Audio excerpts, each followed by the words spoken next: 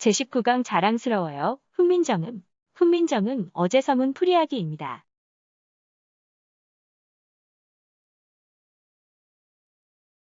여러분 반갑습니다. 여러분과 함께 공부할 한문 선생님이에요. 오늘은 자랑스러운 우리의 문화유산인 훈민정음을 배워봅시다. 즐겁게 한문에 대해 알아보도록 할게요.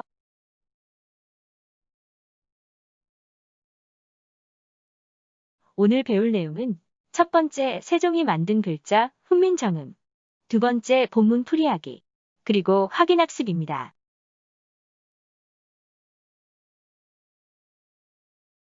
첫 번째 배울 내용은 세종이 만든 글자 훈민정음입니다. 단원의 주요 내용으로는 훈민정음 해례본, 훈민정음 어제서문입니다.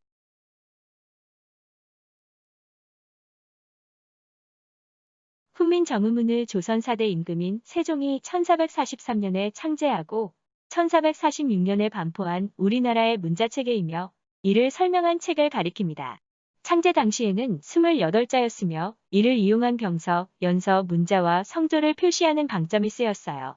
현재 4글자를 제외시켜 24자만 쓰고 있죠.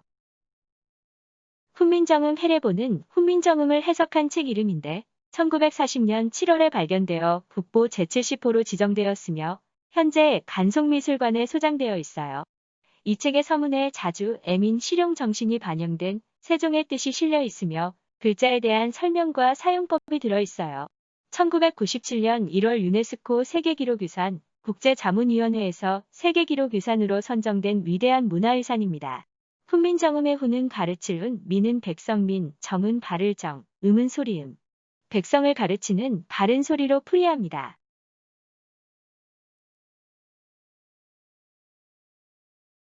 훈민정음 어제서문은 무엇일까요? 어제서문에서 어제라는 말은 임금이 만들었다는 뜻인데요. 임금과 관련된 일에 흔히 자를 넣어요. 임금의 명령은 어명, 임금의 의사는 어의 이런 식이죠. 세종이 창제하여 반포한 훈민정음이라는 책의 첫 부분에 책의 개요를 간략하게 적은 서문이어서 어제서문이라고 부른답니다.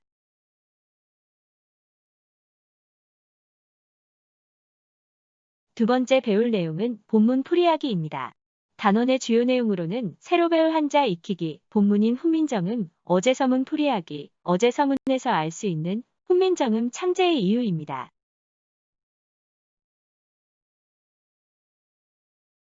본문 속 새로 배울 한자를 익혀볼까요? 한자의 뜻과 한자 어휘의 음을 제시해봤어요.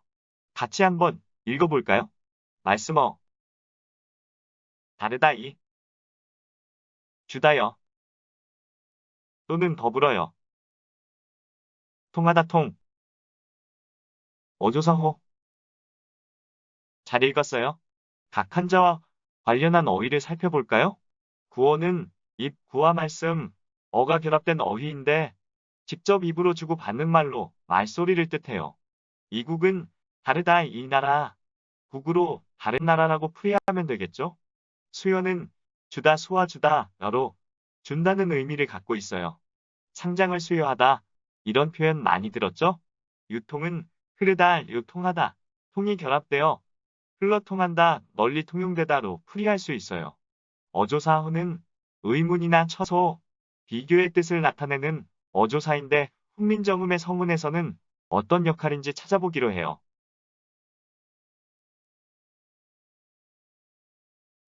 본문 속 새로 배울 한자 익히기 두 번째입니다. 같이 읽어볼까요? 어리석다우, 하고자 하다, 욕, 어따득, 펴다 신, 어조사의. 모두 잘 읽었어요? 한자 어휘를 살펴볼까요? 우매는 어리석다, 우와 어둡다, 매가 결합되어 어리석고 사리에 어둡다는 뜻을 나타내요. 하고자 하다, 욕과 구하다, 구가 결합된 욕구의 뜻은 무엇을 얻고자 하거나 무슨 일을 이루고자 하는 바람이에요. 아니다, 불 얻다, 득, 이미 이가 결합된 어휘를 읽을 때는 부득이라고 읽어야 해요. 왜냐하면 아니다, 불자 뒤에 글자 첫 소리가 디귿이면 아니다. 불에서 리을이 탈락이 되어 불득이 아니라 부득으로 읽어야 합니다. 우리가 부당하다를 불당하다라고 읽지 않는 것과 같아요. 이것은 의문현상이니 잘 기억해두세요. 좀 길어졌는데 부득이의 뜻은 어쩔 수 없다는 의미죠. 신장은 펴다, 신과 펼치다, 장이 결합되어 있어요. 세력이나 권리가 전보다 더 커지고 펼쳐지다 것을 의미합니다. 어조사 의는 문장의 끝에 위치, 단정의 의미를 나타내고 뭐뭐이다로 풀이합니다.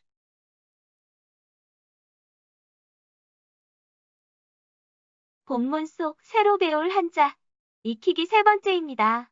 같이 한번 읽어볼까요? 불쌍하다민, 그러하다연, 집다제, 편하다 편, 쓰다용, 나요? 잘 읽었어요. 한자 관련 너위를 살펴볼까요? 연민은 불쌍하다, 연과 불쌍하다, 민이 결합되어 불쌍하고 가엽게 여긴다는 뜻을 나타내요. 자연은 스스로, 자, 그러하다 연으로 저절로라는 뜻을 나타내요. 제조는 짓다, 짓다, 조로 무엇인가를 짓다 만든다는 뜻이고, 편안은 편하다, 편하다 안으로 편하고 좋다는 뜻이죠.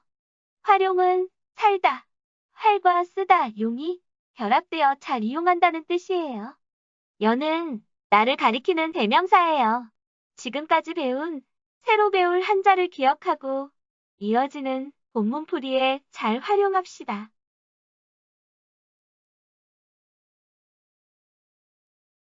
오늘 배울 본문 전체입니다. 이를 6파트로 나누어 학습하겠습니다. 이어지는 페이지에서 한 문장 한 문장씩 잘 풀이하고 이해해 보도록 합시다.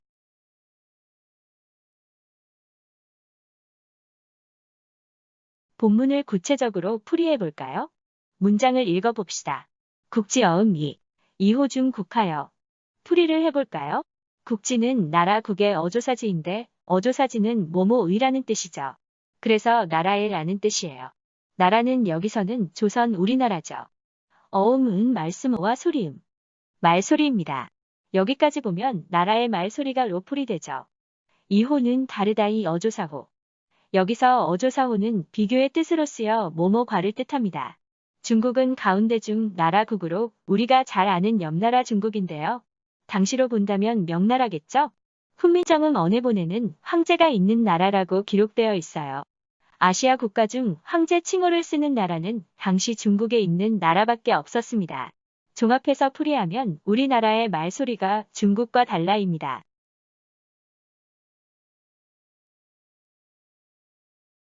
본문을 구체적으로 풀이해 볼까요? 문장을 읽어봅시다. 여 문자로 불상유통이라. 풀이를 해볼까요? 여문자에서 여는 더불어 와 함께로 풀이됩니다. 문은 그럴 문 자는 글자 자로 문자와 더불어로 풀이합니다. 여기서 문자는 앞서 나온 중국의 문자, 즉 한자입니다. 불상에서 불은 아니다 뭐뭐를 하지 않다이고 상은 서로를 뜻하므로 서로 뭐뭐하지 않다로 풀이합니다. 유통은 흐르다와 통하다는 뜻으로 널리 통용되다 정도로 풀이되죠. 종합하면 중국의 문자인 한자와 더불어 서로 통용하지 않다로 풀이합니다.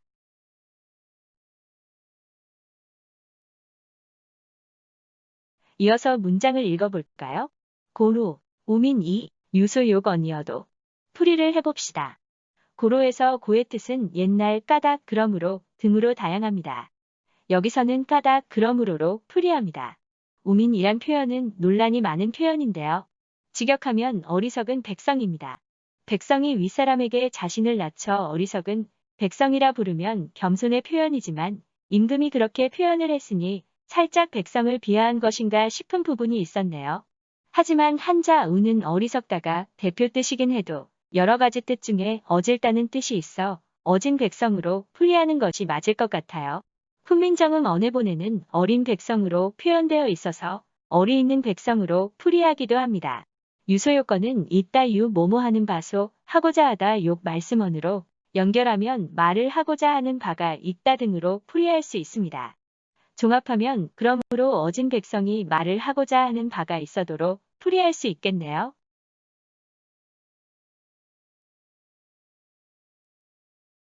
문장을 읽어볼까요? 이종보득신기 정자가 다외라. 풀이를 해봅시다. 앞부분이 좀 길지만 한자의 뜻을 알고 차분히 연결시키면 어렵지 않아요. 이는 역접으로 그러나로 풀이합니다. 종은 마칠 종인데 여기서는 마침내 끝내로 풀이해요. 불은 아니다, 득은 없다. 보통 부득은 할 수 없다로 풀이합니다. 시는 펼치다, 기는 그것이라는 대명사, 정은 뜻, 자는 뭐뭐 하는 사람을 뜻하죠. 연결하면 그러나 끝내 펼 수 없다. 그 뜻을 사람이 인데요. 뭐가 부자연스럽죠? 정리하면 그러나 끝내 그 뜻을 펼 수 없는 사람이로 풀이되겠네요. 다는 많다, 의는 문장의 끝에서 단정의 의미를 나타내는데 뭐뭐이다로 풀이하면 됩니다. 그래서 다이는 많다 정도로 풀이됩니다. 종합하면 그러나 끝내 그 뜻을 펼 수 없는 사람이 많았다로 풀이되겠죠?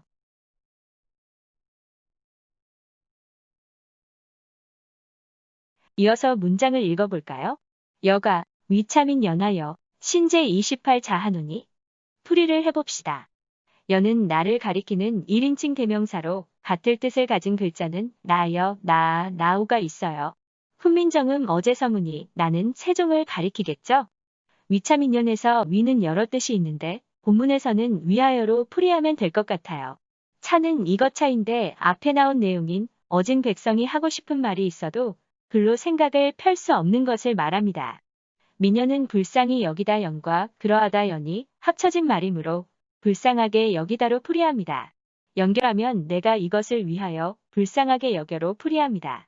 다음 구절로 이어서 신제는 새로 짓다 만들다를 뜻하고 28자는 훈민정음의 초기자음 모음 수이지요. 풀이하면 28자를 새로 만들었다입니다. 종합하면 내가 이를 위하여 불쌍하게 여겨 28자를 새로 만들었으니 로 풀이할 수 있겠습니다.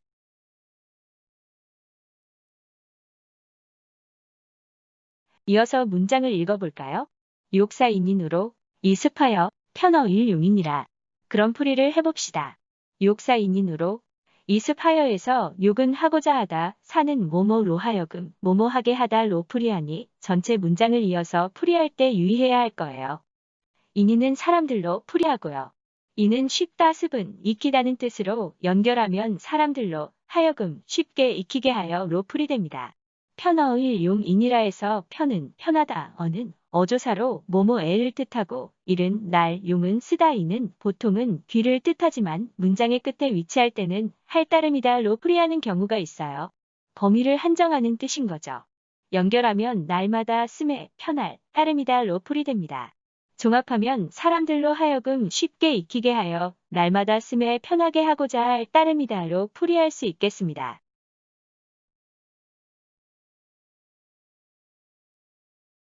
자, 지금까지 풀이한 어제 서문의 내용을 살펴보면 세종의 훈민정음 창제의 이유를 알 수 있습니다. 당시 우리말이 없었고 중국의 문자인 한자를 빌려다 말의 글로 사용하는 상황에서 우리의 말소리가 그 문자와 다르기 때문에 많은 불편함이 있었겠죠. 또한 한자는 백성들이 쉽게 익힐 만한 글자가 아니었기에 글로 자신의 생각을 펼치기도 힘들었을 것이고요.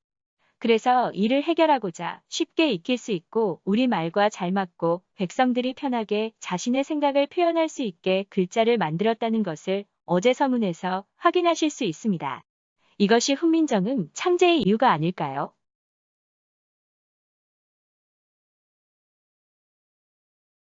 확인학습입니다. 오늘 배운 본문학습과 관련해서 간단한 문제를 풀이해 봅시다. 준비되었다면 들어갑니다.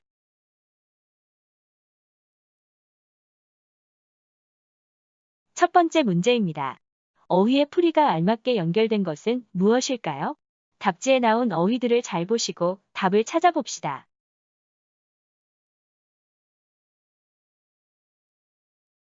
아시겠어요?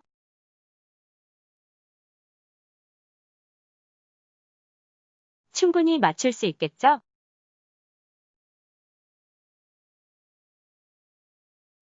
그럼 다음 페이지에서 확인해 보겠습니다.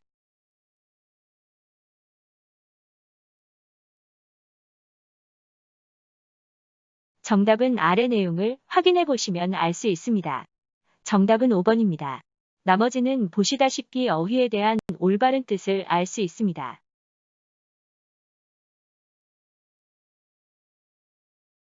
두 번째 문제입니다. 밑줄 친 어조사 호의 뜻으로 알맞은 것은 무엇일까요? 보기에 나온 문장을 잘 보시고 답을 찾아봅시다.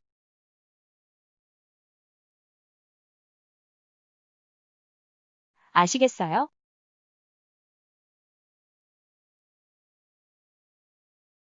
충분히 맞출 수 있겠죠?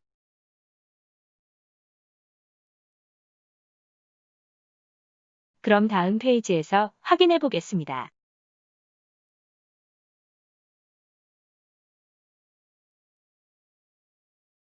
정답은 아래 내용을 확인해 보시면 알 수 있습니다.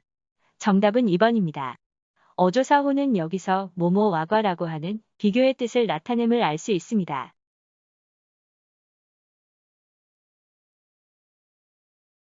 두 번째 문제입니다. 아래 한문 문장에서 알 수 있는 내용은 무엇일까요? 보기에 나온 문장을 잘 보시고 답을 찾아봅시다.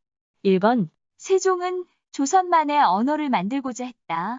2번, 세종은 사람들이 훈민정음을 쉽게 익히길 원했다.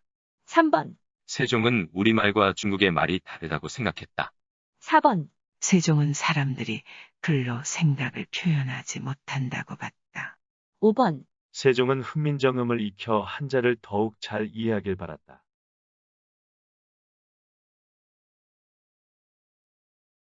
아시겠어요?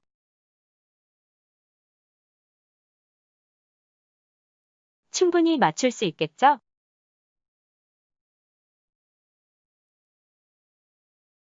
그럼 다음 페이지에서 확인해 보겠습니다.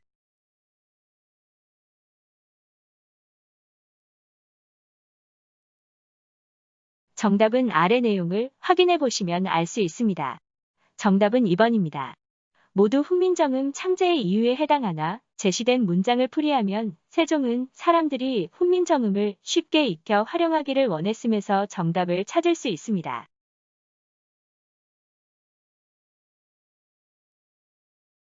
정리하기입니다. 오늘 배운 내용을 정리하겠습니다. 아래 내용을 살펴보시기 바랍니다.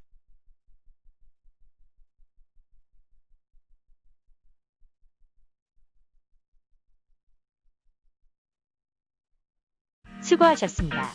제19강 자랑스러워요. 훈민정음. 여기서 마치겠습니다.